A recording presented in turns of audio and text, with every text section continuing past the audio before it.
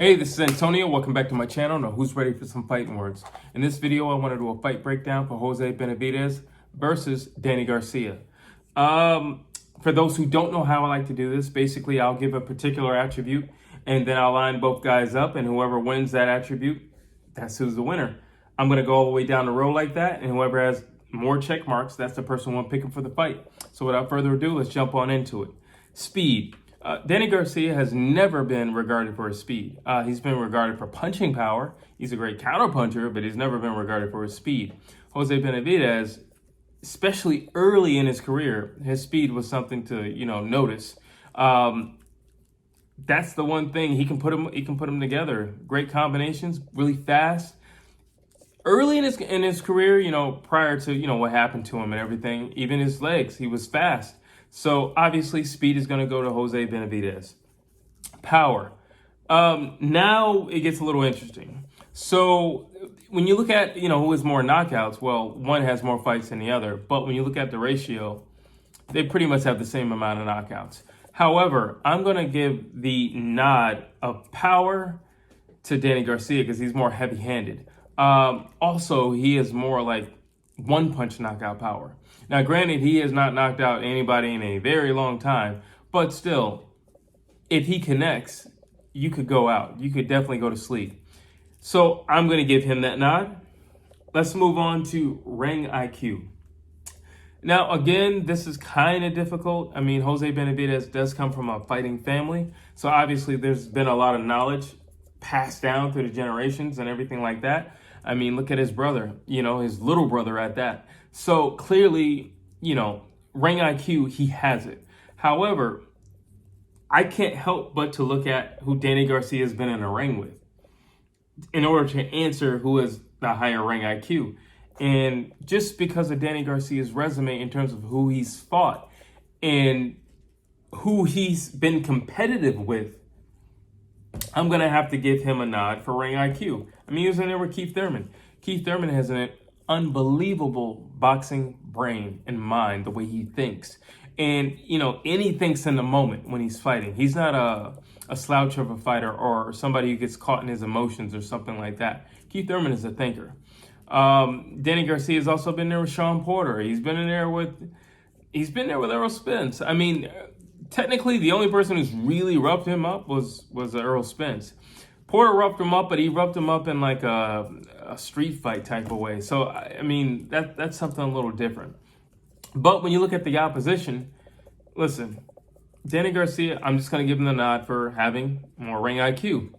Really quick, if you like these videos, please like them, please share them, please subscribe to the channel, and also please share with a friend. And, help grow the channel, help support in that way. And for those who have recently, I'd like to thank you and welcome you to the Fighting Words family. Let's get back to this video. Arsenal. Now, when I talk about an arsenal, I mean, how many punches do you have? What do you have in terms of firepower? What kind of weapons do you bring to the table? And I'm going to give this to Jose Benavidez. Why? Because I feel like he has way more weapons than Danny Garcia. Danny Garcia is a good fighter. Danny Garcia is particularly good at infighting. And his bread and butter, because he's a counterpuncher, is that pull counter. He'll even throw in those hooks as well. But to be honest with you, like when you just break down who can hurt you in more ways, Jose Benavidez, hands down. Great combinations. He has an amazing jab, really fast jab, a stiff jab at that. And he can put them together well, but also he will float up and down. Danny will go to the body, but he's not I don't understand why he doesn't. He's such a heavy-handed people do better when they go to the body. I really don't understand why Danny is not a fully committed body puncher. I mean, he should fight like Errol Spence. I think he'd have even more knockouts if he fought like an Errol Spence and went straight to the body from round one. But since he doesn't, he doesn't. And when we're looking at Arsenal, I definitely have to give this to Jose Benavidez. I definitely think he has more punches. He has uppercuts. He has shovel hooks. He will go to the body. He's very tactical with them. But when he feels that you're hurt, he definitely lets his hands go. And again, you will see a complete and full arsenal coming from him. So he gets that nod. So let's see. This, and I always like to throw in something psychological. Confidence. Now, who is more confident? Well, both of them have been in the ring with, guys who are considered pound for pound. Danny Garcia has been in there recently with Earl Spence. Well, not recently, but last with Earl Spence. And Benavidez has been in there with Terrence Crawford. Now, neither one of them did very well. I will say, at least early, Jose Benavidez did better against Crawford. The only thing I can give Danny for his fight with Earl Spence is that he lasted that long. But after a while, he wasn't really even doing anything. It's hard to say. It's really hard to say because when you have somebody like Danny, it's hard to say how strong he is mentally because his father is so close to him and his father does most of his talking. So, yeah, I believe anybody who steps in the ring has confidence, but I don't know who has more confidence in this one. I would honestly give it to Benavidez, to be honest with you, because this is one that's just really kind of tricky. However, you look at Danny's resume, and I have to go back to this resume again. And it wouldn't be fair if I didn't. I got to go back to the resume because confidence, he's been in there with the creme de la creme of the welterweight division. And Benavidez, he hasn't been in there with the best consistently. He's only really been in there with the best once, and it didn't go too well for him in the end. So, although I would like to give the nod to Benavidez, because I kind of feel like Danny having Angel, his father, around is kind of like a crutch in the sense that he kind of builds that confidence for Danny, I'm still going to have to give the nod to Danny because look who he's been in the ring with confidence, and he's beat people. I have to bring up his resume, and I know it could even sound like a cop out for me to bring out his resume, but unfortunately, that's the only way I can say with sure confidence of myself that I feel like he has more confidence. He's going up against the best of the best of the best. So therefore, I'm going to give this to Danny Garcia. Resume. Do we have to say anything? Come on. Whether or not he won or not is something else. It wasn't like there's only one fight that Danny Garcia lost that he got beat up. That was a Spence fight. Thurman fight, in my eyes, it looked like a draw. He gave as good as he got. The Porter fight, again, it's really hard to judge a Sean Porter fight because especially back then, like the way he fought, it's just really hard to kind of judge his fights. But he beat Brandon Rios. He beat Lamont Peterson. He beat Guerrero. So, again, he still has the better resume.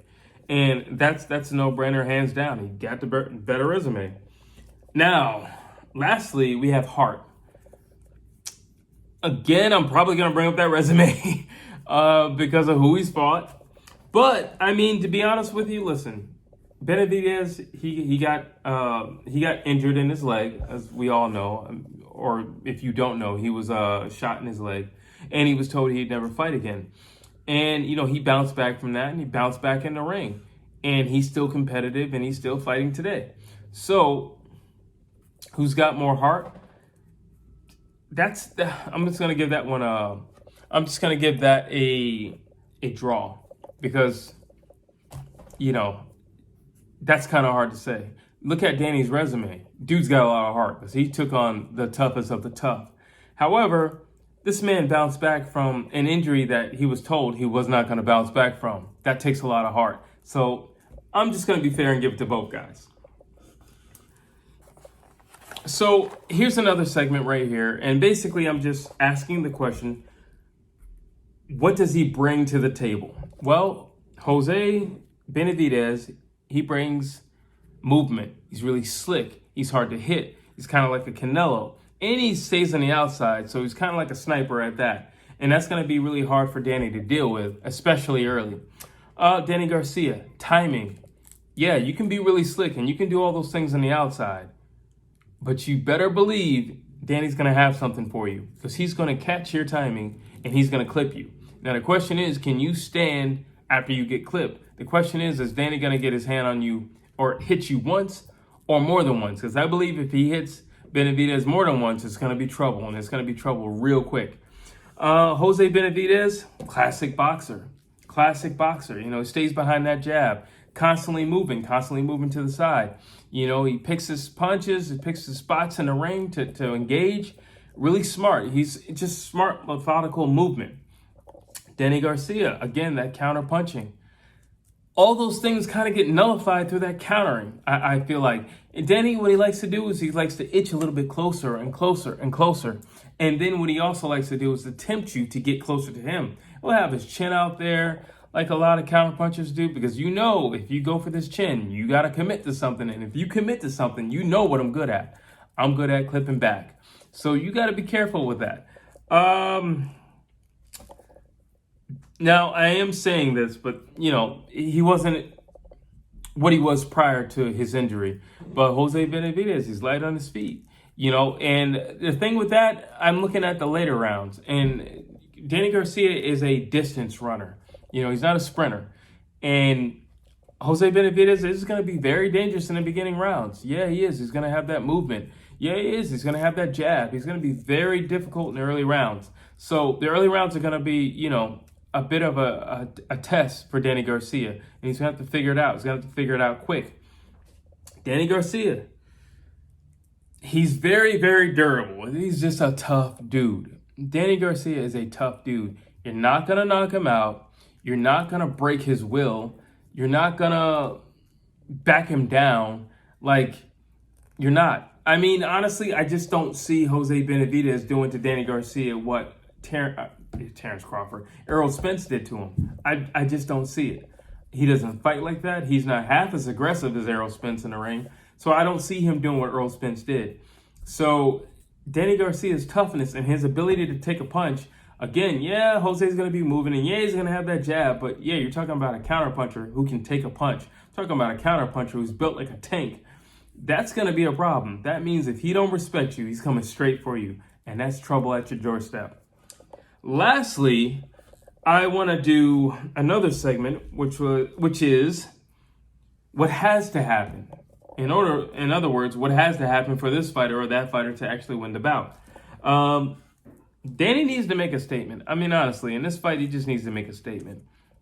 He needs to get in there and flatline Jose Benavidez. Because the last time that we saw Danny, it wasn't the best look in the world. You know, he looked very weak, and, you know, mentally, he just looked like, I don't know what to do with this guy. He just, you know, Spence put it on him. So you need to make a statement. Plus, you're moving up, you know, to another weight class. You really need to make a statement. You can't just, I feel like moving up to another weight class, or just going to another weight class in general, but especially moving up, you can't just like knock on the door. You got to like kick the door in. Like, I'm here now. You know, you can't knock and be like, hey guys, can you let me in? It's like, no, I'm here now. And I'm putting my feet on the couch. You got to do that type of statement. Jose needs to do the same thing, to be honest with you, because honestly, it looks like, you know, Danny Garcia is the second big name that Jose Benavidez has had, you know, against him. Yeah, he has Terrence Crawford, but that didn't turn out too well for you. So, you know, if you can't get through Danny Garcia, it's going to look like, all right, so you can't handle yourself against the elite fighters. You can't handle yourself against the top tier fighters. That's what it can eventually turn into, and that's what it's going to look like. You know, and even if they're smaller guys moving up, you can't handle top 5 guys. You can't handle top 6 guys. So he needs to make a statement as well. He needs to let people know, hey, I'm here as well too. You know, there's a consensus that, you know, Danny Garcia, if he wins this fight, he can get his hands on Charlo. Well, it could be the same thing for Benavidez. Maybe, I mean, you could probably talk his way into that, you know? So you never know. But I think he needs to make a statement as well, because if he doesn't, if it doesn't look good, it's just going to look like when it comes to top 5 guys, you're not the guy. Both run the risk of coming off a loss. I mean, listen, Danny runs that risk. You got to do something. you got to do something. You're always taking long layoffs, and you're coming from a long layoff, on not a great last outing. You got to do something. You got to show and prove, and the last thing you want to do is go back to where you came from. Like, you know what? I couldn't cut it. I'm about to go back to 147. That looks bad as well. So you don't want to be like, well, I left home and I can't make it out in the world. So you got to do something. I feel like Jose Benavidez needs to make a statement also, again, because I don't know. I feel like he's in his brother's shadow now. Even though he's the older brother, I feel like he's in his brother's shadow. And a way to get yourself out that shadow, you look at the Charlo twins. Everybody's talking about the smaller one. Nobody really talks about the big one. Well, nobody talks positively about the big one. They only talk about the smaller one. And when you look at, Benavidez, your little bro has surpassed you, and you don't want to be an older brother like that. So, and I'm not saying that it's a competition thing in between them. I'm pretty sure that they're both happy of the other's career. But at the same time, you started this before he did. I'm pretty sure you would like to get your name where his name is and get the notoriety that he gets. I mean, because it's a brutal sport. You want to get something out of it outside of a check, contrary to what some people may believe. Outside of a check, you need to get something out of this, because it's outside of a check, it's still not worth it. You're putting your life on the line, brain cells, longevity of life on the line. So I'm pretty sure it's on his mind. Like, you know what? I want to be where my brother is. So it's on him. So who do I have winning? I have Danny. I have Danny going down the stretch late. Maybe 8 or 9, possibly 10. But I just think Jose Benavidez is going to get clipped with something. We already know that, his chin is a little questionable. And listen, if Terrence Crawford can crack you and take you down, Danny Garcia hits a lot harder than Terrence Crawford. So therefore, if he can do it, now granted, Terrence Crawford is a different beast and animal in his own right, but still, if he's got the impact to take you down, I strongly believe Danny Garcia more than has what it takes to get you off your feet and keep you off your feet. The only question is, because I don't think Jose Benavidez is I don't think that he's going to give enough pressure to keep Danny Garcia away. And I don't think he's going to be able to sustain the movement to stay away from Danny. And Danny will close that gap. And Danny will get your timing. And when he does, I think he's going to connect. And if he puts you down once, I believe when he puts you down again, he's going to get you out of there. So that's my prediction. I believe Danny Garcia, either knockout or a technical knockout. I don't foresee anybody throwing in a towel, not in Jose Benavidez's corner. So it's either knockout or a technical knockout, but I definitely have Danny Garcia winning in the later rounds. Like I said, maybe 8 or 9, possibly even 10. But those are my thoughts. You drop your comments down below. Do you agree with my fight breakdown? Do you agree that Danny Garcia is going to win? Do you agree or disagree that it will be by knockout?